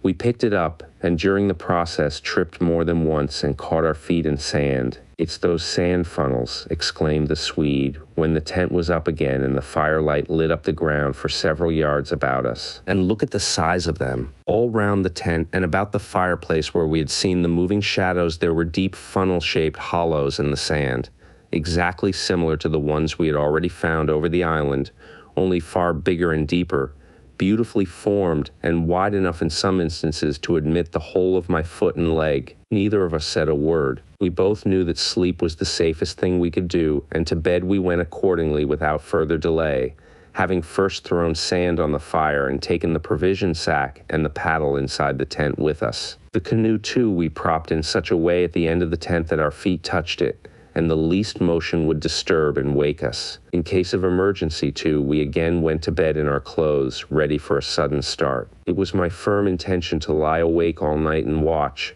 but the exhaustion of nerves and body decreed otherwise, and sleep after a while came over me with a welcome blanket of oblivion. The fact that my companion also slept quickened its approach, At first he fidgeted and constantly sat up, asking me if I heard this or heard that. He tossed about on his cork mattress and said the tent was moving and the river had risen over the point of the island. But each time I went out to look, I returned with the report that all was well, and finally he grew calmer and lay still. Then at length his breathing became regular, and I heard unmistakable sounds of snoring. The first and only time in my life when snoring has been a welcome and calming influence. This, I remember, was the last thought in my mind before dozing off. A difficulty in breathing woke me, and I found the blanket over my face. But something else besides the blanket was pressing upon me, and my first thought was that my companion had rolled off his mattress onto my own in his sleep. I called to him and sat up, and at the same moment it came to me that the tent was surrounded. That sound of multitudinous soft pattering was again audible outside, filling the night with horror. I called again to him, louder than before. He did not answer, but I missed the sound of his snoring, and also noticed that the flap of the tent was down. This was the unpardonable sin. I crawled out in the darkness to hook it back securely, and it was then for the first time I realized positively that the Swede was not here. He had gone. I dashed out in a mad run, seized by a dreadful agitation, and the moment I was out, I plunged into a sort of torrent of humming that surrounded me completely and came out of every quarter of the heavens at once. It was that same familiar humming, gone mad. A swarm of great invisible bees might have been about me in the air. The sound seemed to thicken the very atmosphere, and I felt that my lungs worked with difficulty. But my friend was in danger, and I could not hesitate. The dawn was just about to break, and a faint whitish light spread upwards over the clouds from a thin strip of clear horizon. No wind stirred. I could just make out the bushes and river beyond, and the pale sandy patches. In my excitement, I ran frantically to and fro about the island, calling him by name, shouting at the top of my voice the first words that came into my head. But the willows smothered my voice, and the humming muffled it, so that the sound only traveled a few feet round me. I plunged among the bushes, tripping headlong, tumbling over roots, and scraping my face as I tore this way and that among the preventing branches. Then, quite unexpectedly, I came out upon the island's point and saw a dark figure outlined between the water and the sky. It was the Swede. And already he had 1 foot in the river. A moment more and he would have taken the plunge. I threw myself upon him, flinging my arms about his waist and dragging him shorewards with all my strength. Of course he struggled furiously, making a noise all the time just like that cursed humming, and using the most outlandish phrases in his anger about going inside to them, and taking the way of the water and the wind, and God only knows what more besides, that I tried in vain to recall afterwards, but which turned me sick with horror and amazement as I listened. But in the end, I managed to get him into the comparative safety of the tent, and flung him breathless and cursing upon the mattress where I held him until the fit had passed. I think the suddenness with which it all went and he grew calm, coinciding as it did with the equally abrupt cessation of the humming and pattering outside, I think this was almost the strangest part of the whole business, perhaps. For he had just opened his eyes and turned his tired face up to me so that the dawn threw a pale light upon it through the doorway, and said, for all the world just like a frightened child, "My life, old man, it's my life I owe you, but it's all over now anyhow. They found a victim in our place." And he dropped back upon his blankets and went to sleep literally under my eyes. He simply collapsed and began to snore again as healthily as though nothing had happened, and he had never tried to offer his own life as a sacrifice by drowning. And when the sunlight woke him 3 hours later, hours of ceaseless vigil for me, it became so clear to me that he remembered absolutely nothing of what he had attempted to do, that I deemed it wise to hold my peace and ask no dangerous questions. He woke naturally and easily, as I have said, when the sun was already high in a windless hot sky, and he at once got up and set about the preparation of the fire for breakfast. I followed him anxiously at bathing, but he did not attempt to plunge in, merely dipping his head and making some remark about the extra coldness of the water. "River's falling at last," he said, "and I'm glad of it." "The humming has stopped too," I said. He looked up at me quietly with his normal expression. Evidently he remembered everything except his own attempt at suicide. "Everything has stopped," he said. because he hesitated, but I knew some reference to that remark he had made just before he fainted was in his mind, and I was determined to know it. Because they found another victim, I said, forcing a little laugh.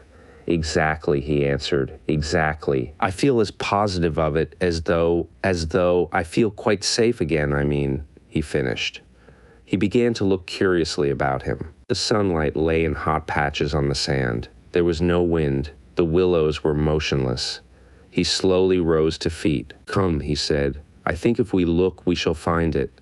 He started off on a run, and I followed him. He kept to the banks, poking with a stick among the sandy bays and caves and little backwaters, myself always close on his heels. Ah, he exclaimed presently, ah. The tone of his voice somehow brought back to me a vivid sense of the horror of the last 24 hours, and I hurried up to join him. He was pointing with his stick at a large black object that lay half in the water and half on the sand. It appeared to be caught by some twisted willow roots, so that the river could not sweep it away. A few hours before the spot must have been underwater. See, he said quietly, the victim that made our escape possible. And when I peered across his shoulder, I saw that his stick rested on the body of a man. He turned it over.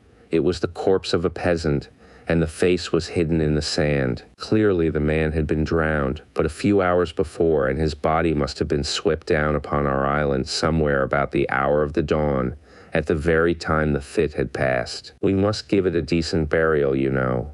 I suppose so, I replied. I shuddered a little in spite of myself, for there was something about the appearance of that poor drowned man that turned me cold. The Swede glanced up sharply at me, an undecipherable expression on his face, and began clambering down the bank.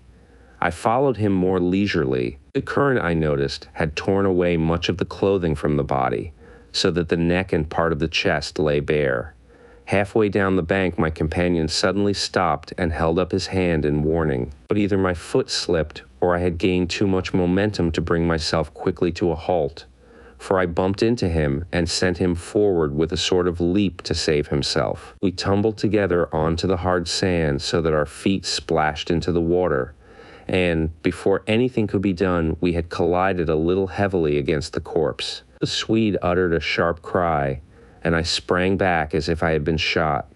At the moment we touched the body, there rose from its surface the loud sound of humming, the sound of several hummings, which passed with a vast commotion as of winged things in the air about us, and disappeared upwards into the sky, growing fainter and fainter till they finally ceased in the distance. It was exactly as though we had disturbed some living yet invisible creatures at work. My companion clutched me, and I think I clutched him. But before either of us had time properly to recover from the unexpected shock, we saw that a movement of the current was turning the corpse round so that it became released from the grip of the willow roots. A moment later it had turned completely over, the dead face uppermost, staring at the sky. It lay on the edge of the main stream. In another moment it would be swept away. The Swede started to save it, shouting again something I did not catch about a proper burial, and then abruptly dropped upon his knees on the sand and covered his eyes with his hands. I was beside him in an instant. I saw what he had seen, for just as the body swung round to the current, the face and the exposed chest turned full towards us, and showed plainly how the skin and flesh were indented with small hollows, beautifully formed and exactly similar in shape and kind to the sand funnels that we had found all over the island. "They're Mark," I heard my companion mutter under his breath. "They're awful, Mark." And when I turned my eyes again from his ghastly face to the river, the current had done its work, and the body had been swept away into midstream and was already beyond our reach and almost out of sight, turning over and over on the waves like an otter.